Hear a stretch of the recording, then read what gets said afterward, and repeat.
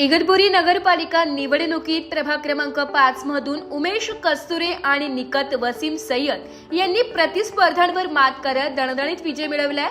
या विजयामुळे प्रभागात उत्साहाचे वातावरण निर्माण झाले असून कार्यकर्ते व समर्थकांनी जल्लोष साजरा केलाय।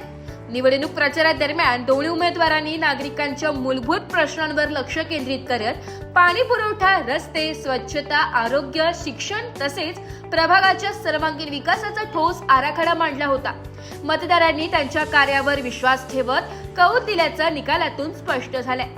विजयानंतर उमेश कस्तुरे आणि निकत वसीम सय्यद यांनी मतदारांचे आभार मानत प्रभाग क्रमांक 5च्या सर्वांगीण विकासासाठी पारदर्शक, लोकाभिमुख व गतिमान कामकाज करू असा निर्धार व्यक्त केलाय। या विजयामुळे प्रभागात नव्या विकास पर्वाला सुरुवात होईल अशी अपेक्षा नागरिकांकडून व्यक्त होत आहे।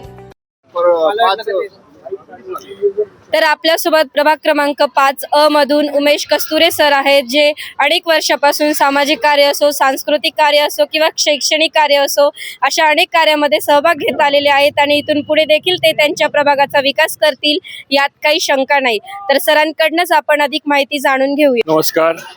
जो विश्वास जनतेने शिंदे साहेबांच्या नेतृत्वावर, अजितदादांच्या नेतृत्वावर जो दाखवला आहे, त्याचे मी जनतेचे, मतदारांचे खूप खूप आभारी ऋणी राहील।